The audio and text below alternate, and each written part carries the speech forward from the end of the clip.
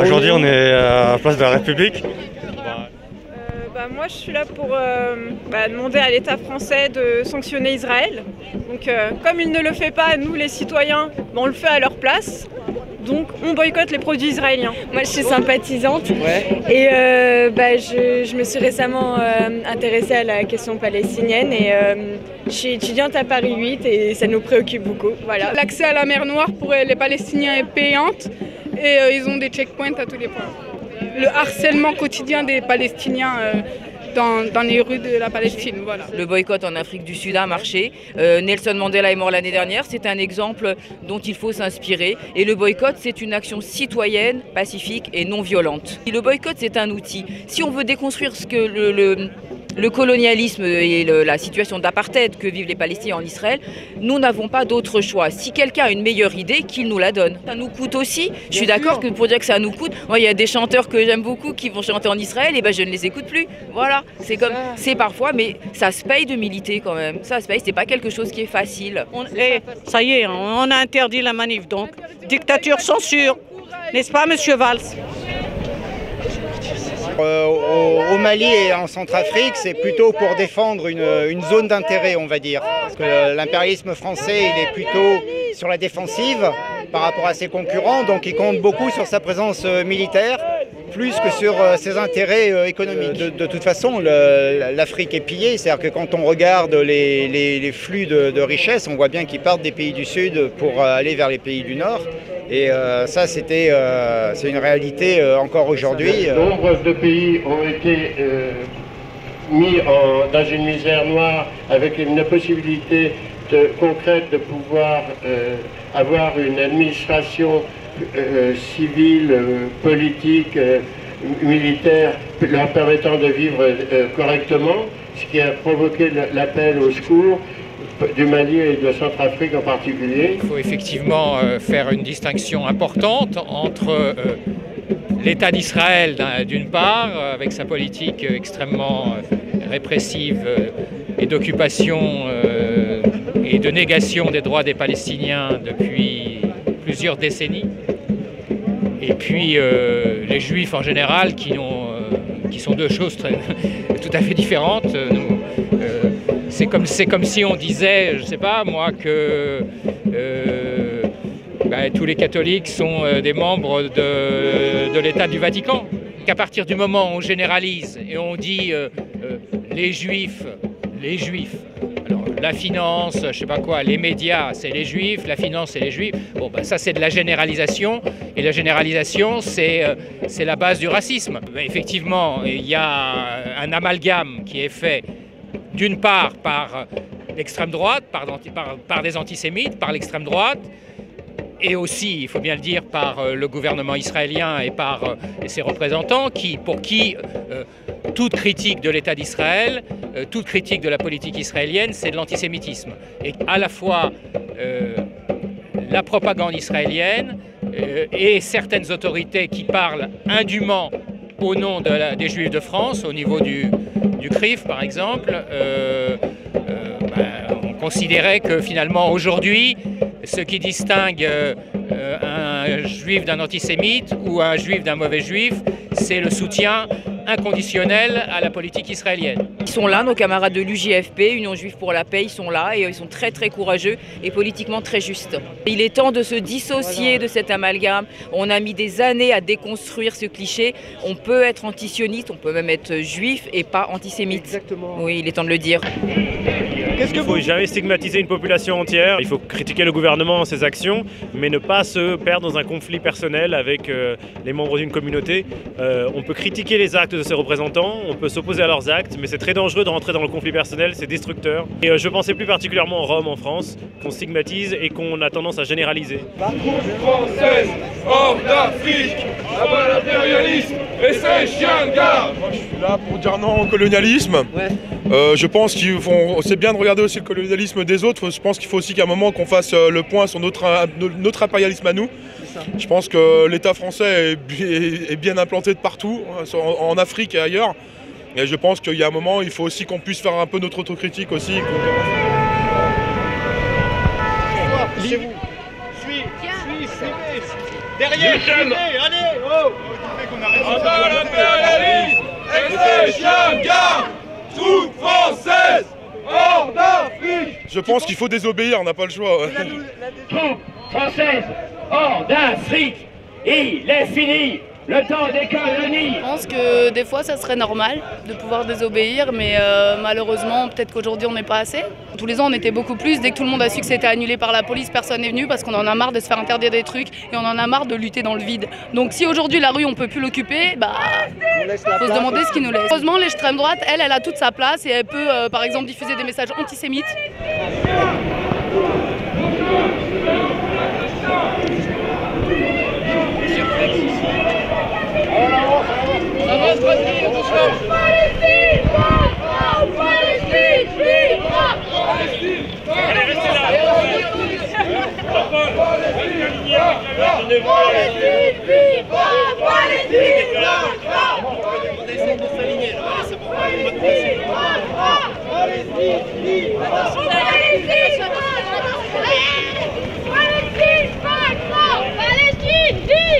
Il est grand lui, hein.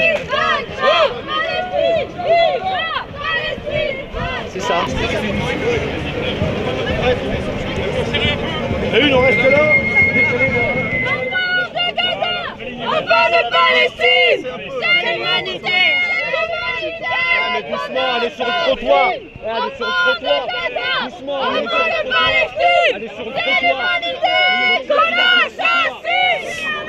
Les CRS font une répression d'une manif rituelle pour sortir du colonialisme alors qu'ils ont bloqué aucune manif des fascistes ces 6 derniers mois. C'est la première fois depuis 6 à 7 ans que nous organisons cette manif. C'est la première fois que la manifestation a été interdite. Nous avons marqué le coup en allant vers la rue de Magenta. Nous avons décidé de manifester malgré l'interdiction. La police nous a complètement encerclés. Nous avons résisté. Maintenant, comme nous ne voulons absolument pas d'incident, nous allons appeler à la dispersion, mais nous sommes toujours encerclés par la police. Alors, je fais remarquer quand même que même sous Chirac, avec les sommets France-Afrique, même sous Sarkozy, jamais on avait interdit sur la place même de la République aux gens de manifester. Et je crois que là, ça pose un véritable problème de démocratie avec ce gouvernement. Police nationale, police coloniale, police nationale, police coloniale. Je vais t'expliquer ce qui se passe, c'est que en fait hier, la préfecture de police, comme elle avait très peur, d'ailleurs c'est dans ton arrondissement, de 20 autonomes qui appelaient à une manif contre l'occupation policière à 15 h à Belleville, mais qui n'avaient pas déclaré leur manif, nous ont interdit d'aller de République à Ménilmontant. On leur a proposé des cortèges alternatifs pour aller jusqu'à Barbès ou ailleurs. Ils ont tout refusé, ils nous ont dit non, simplement un rassemblement. Donc nous on n'était pas d'accord, on s'est rassemblés, il y a eu des interventions de divers copains et après on s'est mis en cortège pour aller par le boulevard Magenta. Et là ils nous ont complètement bloqués et ils nous en servent. Maintenant ce qui est incroyable c'est qu'ils veulent bien qu'on se disperse mais pas tout de suite parce qu'ils ont un problème de gestion de la circulation et de gestion de leurs propres troupes qu'ils ont amenées.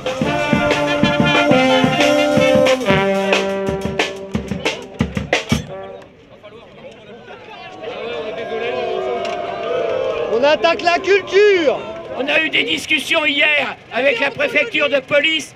Ils avaient extrêmement peur après ce qui s'est passé il y a une semaine à Notre-Dame-des-Landes. Mais à Notre-Dame-des-Landes, à Nantes, c'est eux-mêmes qui ont barré toutes les rues à l'intérieur de la ville.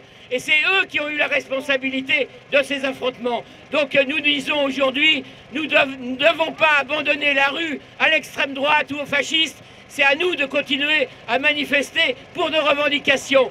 Nous sommes des anticolonialistes, nous sommes solidaires avec les peuples palestiniens, sahraouis, les peuples d'Afrique, les peuples colonisés par la France comme en Guadeloupe, en Martinique, en Kanaki.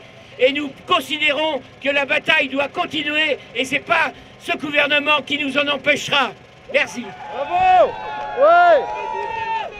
C'est absolument anormal qu'on interdise ce genre de manifestation. Ça fait des années qu'on le faisait. Il n'y a jamais eu de souci. Même les gouvernements de droite n'ont pas interdit la manifestation. Donc là, je veux dire, je vois pas. En plus, ce gouvernement, il sait très bien qu'on n'est pas dans la même situation qu'à Nantes. Il sait très bien qu'on est peu nombreux et qu'on est tout à fait organisé et pacifique. Donc c'est quand même une provocation parce qu'ils ne veulent pas de contestation de la politique de Hollande qui poursuit la politique de la France-Afrique. On t'a forcé à être manifestant, c'est ça? Désormais, t'es obligé de manifester, quoi. Ouais, c'est terrible, mais c'est monsieur qui m'a conseillé, en fait. Très énervée, j'étais juste en train d'aller chez moi. Et en fait, je suis passée par là pour voir par hasard ce que c'était, parce que je voyais tous ces camions et tout ça, donc je voulais voir. Je suis allée parler à des gens pour leur demander pourquoi ils manifestaient. Et après, je veux partir, et voilà, je suis bloquée. T'as beau dire que tu faisais pas partie de la manifestation? Ah mais ils s'en foutent, ils s'en foutent, ils me disent, bah vous aviez qu'à pas rentrer. Mais même les gens qui n'ont pas du tout des têtes de militants, hein, j'en ai vu plein dans mon cas, hein, ils sont tous coincés. Il y a même un mec, il avait trop envie de pisser et tout, il en peut plus. Attends, je sortir. Allez, Freddy, vas-y, Freddy, bon bout. Allez, bon bout, Freddy, allez. En fait, en vérité, on est carrément indignés qu'il y ait autant de censure dans ce gouvernement. Merci Valls. Donc aujourd'hui, la manifestation a été interdite, je crois. Et donc on se retrouve là, place de la République, à devoir manifester, alors qu'au début c'était une manifestation qui était prévue. Un camp de rétention, place de la République, en plein air, donc on nous dit que ça va s'arrêter dans une demi-heure, sans aucune explication. C'est franchement n'importe quoi. On dirait qu'on pousse à la confrontation et à ce qu'il y ait des incidents. Et ces incidents-là seraient vraiment pas de la volonté des manifestants pacifiques qui sont sur cette place, mais à la fin, les gens ont commencé à être énervés. Donc franchement, c'est n'importe quoi. Ouais, tu t'aurais pas dû rentrer. Tu pouvais savoir que tu pouvais pas sortir. En fait, je voulais juste voir. Curiosité, t'as mis l'un des défauts. Ah oui, c'est ce qu'on m'a dit. Effectivement, vous êtes très facilement, mais moi je suis curieuse, mais je suis pas militante. Enfin, là, je n'étais pas militante pour le coup. Non, vous passez pas, madame. J'exige ma liberté d'aller et venir dans l'espace public. C'est une patience. Ouais, bah oui, non, mais bon. C'est d'abord de lier des connaissances. Mais elle n'est pas là pour ça, elle. Elle venait faire du shopping, vous la prenez dans votre cercle. Elle s'est trompée.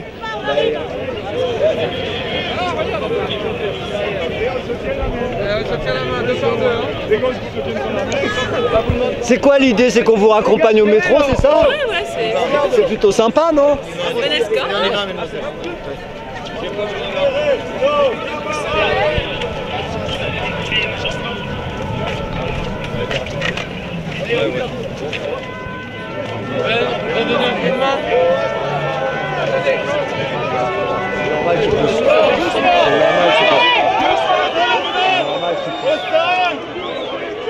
C'est comme Notre-Dame-des-Landes, on entend partout qu'il y a des casseurs, mais quand on nous bloque de partout notre liberté d'expression, il ne faut pas pousser, quoi. C'est pas comme si les gens étaient dangereux ou quoi que ce soit. On a été punis pendant 1h30. C'est une punition, exactement. Pourquoi vous poussez comme ça? Là, les gens, vous les empêchez pas? Non, pas le métro là. Hey, ils vont vous border, vous chanter une berceuse, vous mettre au lit, les gars. Et me changer ma couche et me torcher le cul. Allez, salut, à bientôt. Salut, à bientôt, à la prochaine. Merci. Au revoir, mes frères, ce n'est qu'un au revoir. On n'est pas frères. Ja să știu că tu mi-ai dat, măicuța mea, draga mea, primii pași m-ai învățat și soarele mi-ai arătat. Măicuță, tu să știi așa, măicuța mea, draga mea, mami, dormir per la scesa.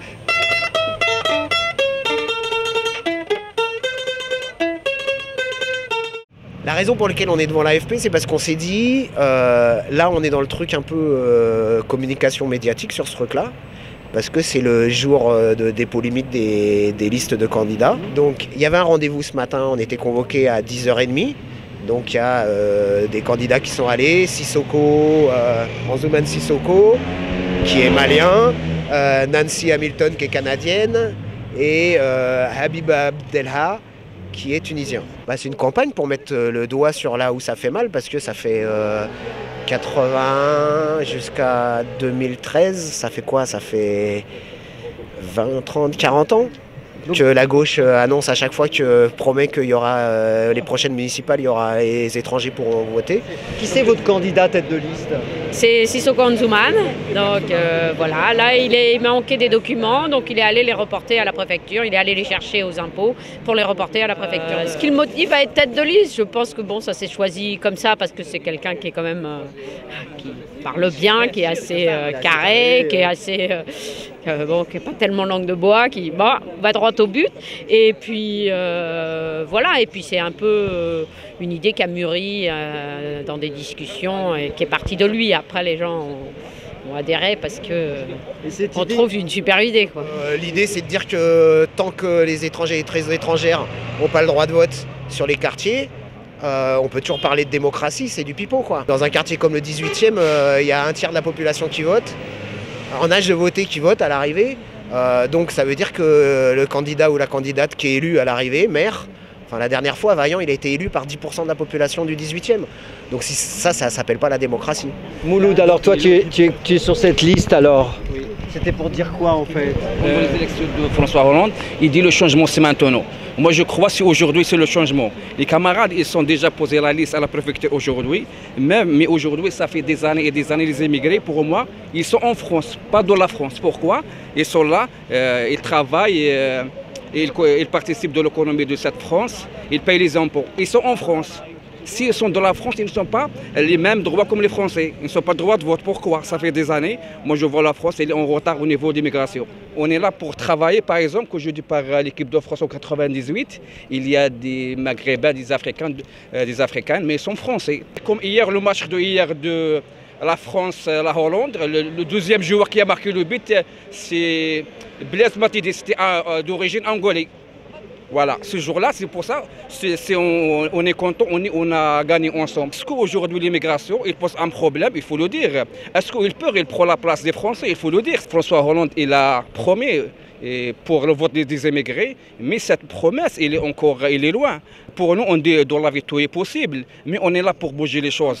Pendant que la gauche était hors du gouvernement, c'était « Oh, mais la droite, qu'est-ce qu'ils font? Ils ne donnent pas le droit de vote aux immigrés. Nous, on va le faire. » Et puis là, ça fait bientôt 2 ans qu'ils sont au pouvoir. Et rien, quoi. Ils s'assoient dessus. Ils s'assoient sur beaucoup de choses qu'ils ont promis. Et celle-là, c'est pas normal. Ça laisse sur le carreau des gens qui sont en France, qui vivent en France, qui payent leurs impôts en France, qui font des enfants, qui participent à toute la vie économique et à toute la vie sous toutes ces formes en France, et on ne leur donne pas le droit à la parole. Alors nous sommes tous de la liste des sans-voix, c'est-à-dire que nous avons déposé ce matin à la préfecture une liste pour les élections municipales, liste qui comprend 26 étrangers sur les 45, ou peut-être un peu plus même, des étrangers non communautaires, c'est-à-dire qui n'ont pas le droit de vote et qui ne sont pas éligibles. Mais il se trouve que notre liste n'a pas été rejetée et qu'on nous demande simplement d'aller chercher quelques documents supplémentaires, ce que nous sommes en train de faire activement.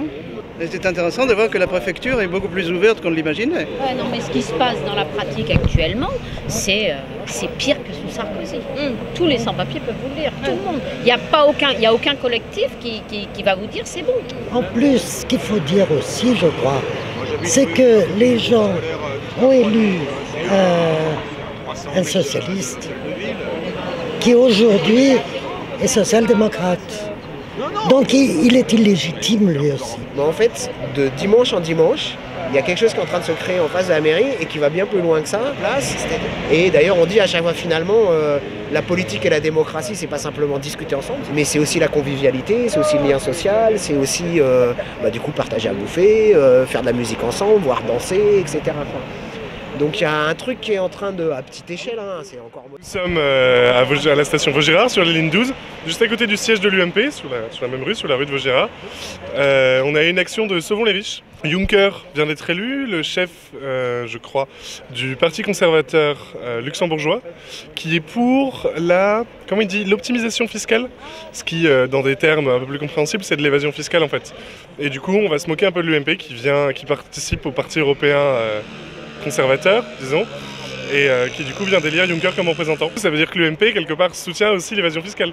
Vous êtes content aujourd'hui d'avoir été élu ? C'est un grand jour, le mariage du pouvoir et de l'argent, dans la grande tradition UMPiste. De l'argent qui devrait être public, lui il arrive à le faire garder dans différents coins. En tout cas c'est ce qu'il a réussi à faire avec le Luxembourg pendant quasi 20 ans dont il a été Premier ministre. Et à la fois la concrétisation et la consécration. Et puis pour moi ce soir on va faire sauter la capsule, hein, donc c'est assez extraordinaire.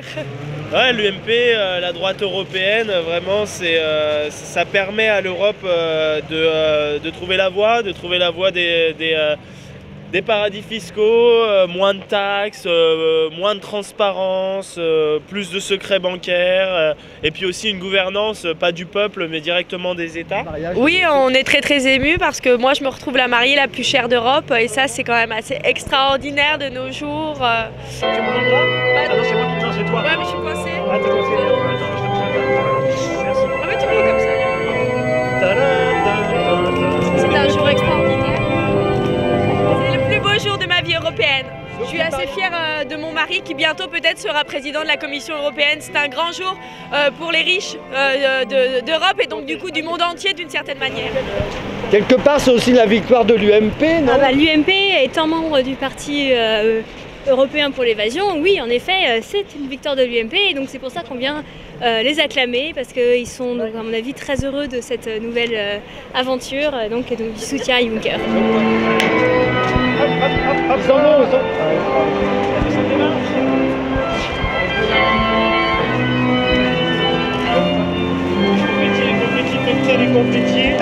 Vive les mariés!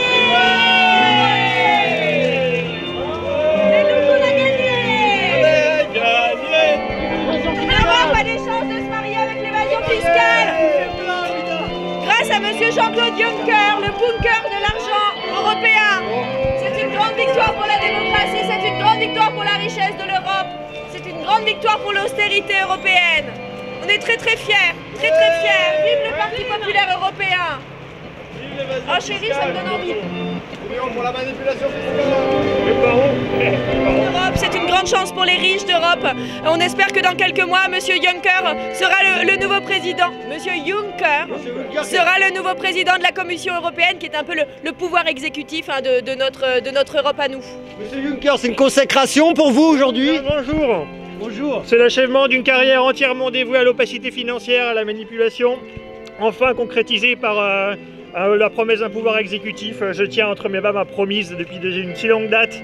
C'est un grand jour. Et cette nuit, c'est paradis pour maman. Bienvenue au paradis fiscaux. Et le paradis, ça dure longtemps, surtout vers la fin. Voilà, on avait envie de fêter ça avec eux. Ils sont derrière nous, ils ne sont pas encore arrivés. On les attend avec beaucoup d'impatience, beaucoup d'émotion. C'est assez extraordinaire hein, ce qui se passe aujourd'hui pour la liberté des Européens. Et ce soir, on fait sauter la capsule. Allez, vous êtes prêts? Prêt. On attend qu'elle sorte pour rentrer. Ouais. Je sais pas pourquoi, je sens que ça va. Je sens que ça va mal finir, mais on aime ça. Ouais! On a gagné! On a gagné!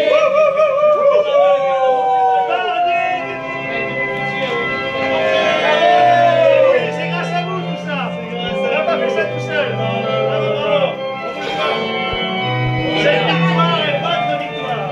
Ouais, ça va changer que toutes les promesses qui ont été faites sur une meilleure transparence ne seront pas tenues bien évidemment et qu'on continuera à pouvoir faire échapper au contrôle des administrations fiscales une grande partie des richesses des Européens. Jusqu'ici ça rimait avec bunker, c'était un mauvais jeu de mots et maintenant on va montrer que c'est un vrai bunker fiscal. 1000 milliards! Oh putain. Savoir ce que vous faites exactement. On est venu célébrer, on est venu faire une petite photo de famille parce qu'aujourd'hui était élu le représentant du Parti populaire européen pour succéder à Barroso à la Commission européenne. Et donc en fait avec beaucoup de chance pour l'Europe, c'est l'ancien Premier ministre du Luxembourg, spécialiste de l'évasion fiscale et des paradis fiscaux qui a été élu. Donc on est venu célébrer en fait le mariage de l'Europe et de l'évasion fiscale ici devant l'UMP. On va pouvoir encore dépenser beaucoup d'argent. L'essentiel, c'est que ça ne serve pas à combler les inégalités. Hein. C'est juste ça. Il faut que l'argent reste dans les mêmes poches. C'est ça l'intérêt. Hop. Je leur donne un petit peu. Je leur donne un petit peu. Voilà, on a trouvé un bon truc là depuis quelques temps, on dit c'est la crise. On dit c'est la crise, donc ça c'est cool, c'est bien parce que comme ça les gens ils se disent ah mais tout le monde se serre la ceinture, du coup là c'est bien, donc ça creuse bien les inégalités, nous on reste bien en haut, même un peu plus en haut, et puis les gens y croient, on entretient le système, tout va bien quoi. Qu'est-ce que c'est que le PPE? Alors le PPE c'est le parti pour l'évasion fiscale. On estime que l'argent qui est gagné en France doit rester en France. Vous voulez dire que les banques devraient payer leurs impôts elles aussi? Ben, bien sûr. Ah la queue ah la queue Vive les mariés! Ah la queue vive les bannes! On s'éclate! La queue vive les...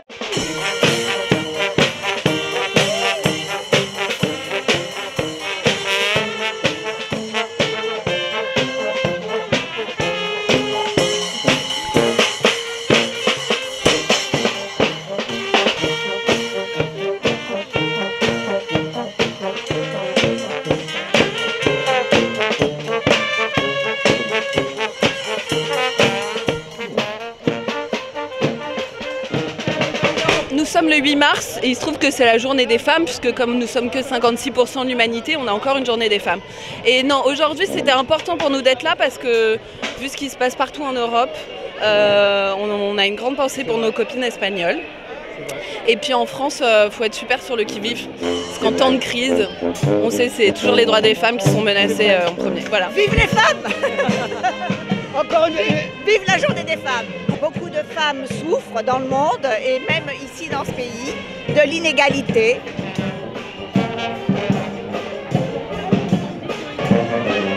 En période de crise, c'est les femmes qui sont victimes de beaucoup de choses, de chômage, pauvreté, discrimination au travail, à la vie politique, à la vie sociale. Voilà, c'est pour ça qu'on est là. Donc, plus que jamais, il faut se battre, il ne faut pas lâcher l'affaire. Tant qu'il y aura le patriarcat, elle ne sera jamais terminée. Donc moi je suis pour la lutte radicale, la transformation sociale à tous les niveaux. C'est même une journée spéciale de la personne humaine. Parce que les hommes, on s'est bien connus, sont des femmes comme les autres. Hein. Non mais moi je pense vraiment à la personne humaine. Et donc pour moi un homme, une femme, c'est des personnes humaines. Et puis même des trans et puis n'importe qui, c'est tous des personnes humaines. C'est un féministe. Un vrai de vrai. Un vrai de vrai. Vous garantissez? Oui, je garantis. Bon, bah, c'est bien alors. Levons nous femmes esclaves et jouissons sans entrave.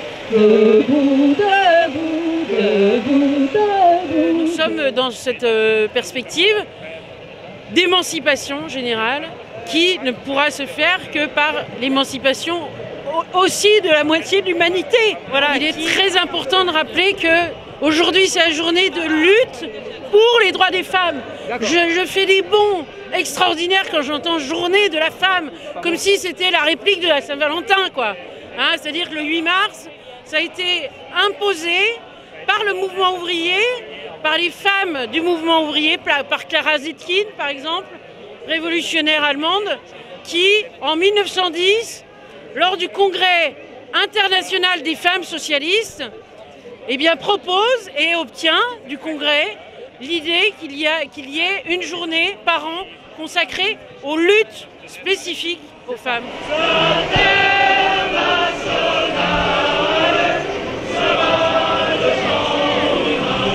Il y a un CRS qui a une bonbonne derrière. Elle sert à quoi la bonbonne verte là, monsieur? Ah, c'est pour les incendies, non? Bonjour madame. C'est une bonbonne de whisky.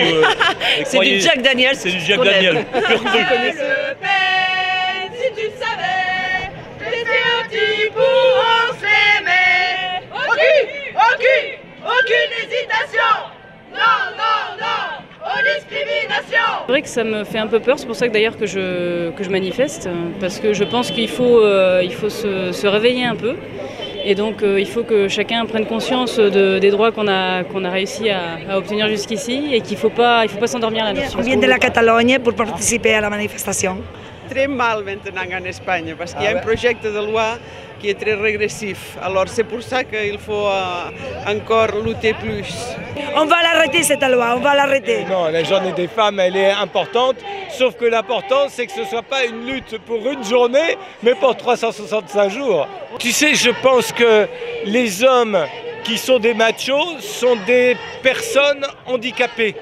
handicapés du cœur, handicapés des possibilités, et que quand on détruit les autres, on se détruit soi-même. Et puis, si on ne considère pas que ce qui fait avancer, c'est la diversité, ben oui, on considère que les femmes, c'est des personnes de second rôle, les immigrés, il faut les virer, les PD, enfin bon, on arrête. Moi, je pense que j'ai beaucoup de chance, mais je ne crie pas sur tous les toits, sauf dans Bocal TV. C'est-à-dire que je suis pas seulement bisexuel, quelque part, je suis bisexué.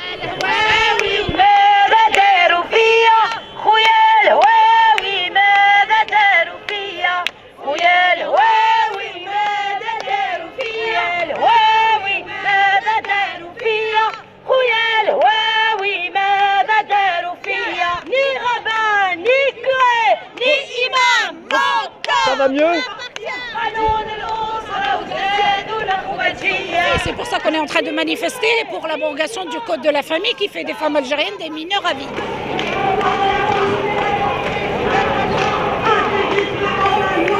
Intégrisme hors la loi. Bonjour, vous êtes là pour dire quoi aujourd'hui, mademoiselle? Pour dire bonne fête pour toutes les femmes. Tout à fait, c'est une lutte contre le patriarcat, contre le capitalisme, contre toutes sortes de dominations et pour l'égalité bien évidemment. Après, ce que j'ai remarqué en effet, c'est que les inégalités se creusaient encore plus quand on nous imposait plutôt les politiques d'austérité, parce que c'est surtout les politiques d'austérité qui ont vraiment un effet sur la situation et les droits des citoyens, mais notamment et surtout le droit des femmes en effet.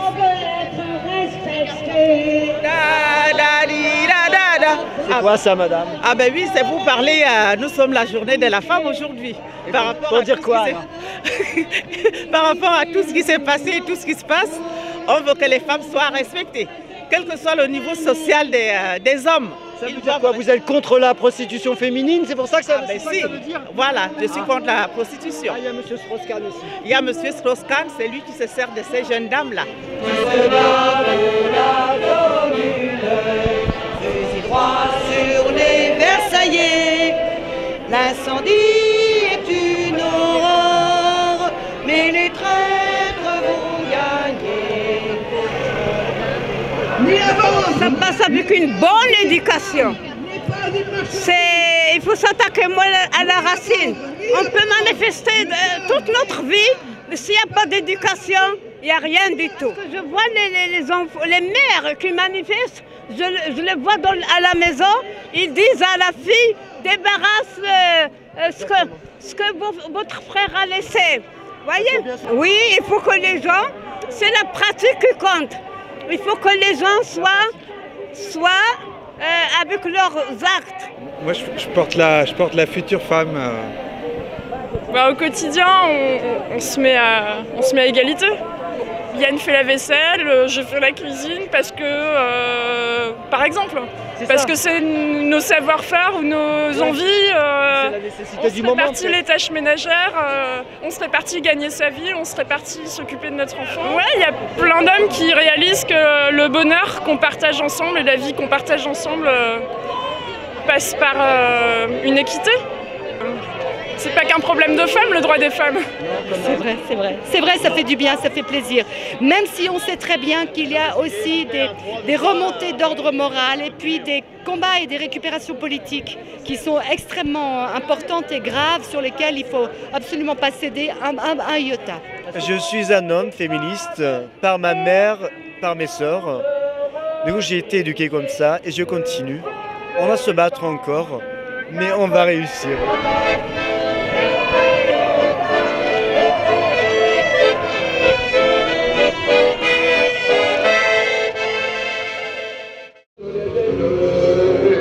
Nicolas Miguet a des tendances un peu fascisantes et que c'est surtout très mensonger. Je crois que derrière, il a peut-être des ambitions pour lui-même. Nathalie Kosciusko-Morizet d'ailleurs cautionne ça. Elle laisse Nicolas Miguet poser ses affiches à côté des siennes. Sans doute d'ailleurs qu'il les pose ensemble, je ne sais pas. Il est dans jour de colère aujourd'hui, bon, ça me fait sourire. Il a été condamné à verser une amende à l'autorité des marchés financiers, puisqu'il s'est servi, il avait acheté un paquet d'actions, il s'est servi de son journal pour en faire la promotion. Ses actions ont augmenté et il les a revendues. Il a été condamné pour, je crois, défaut d'information. Qu'a fait la droite à Paris quand elle était au pouvoir, qu'a fait la droite quand elle était au pouvoir nationalement. Bon, je pense que l'équipe d'Anne Hidalgo a vraiment aucune leçon de bonne gestion à recevoir de la part de l'équipe de NKL. Et puis en plus, elles sont tellement vilaines, ces affiches.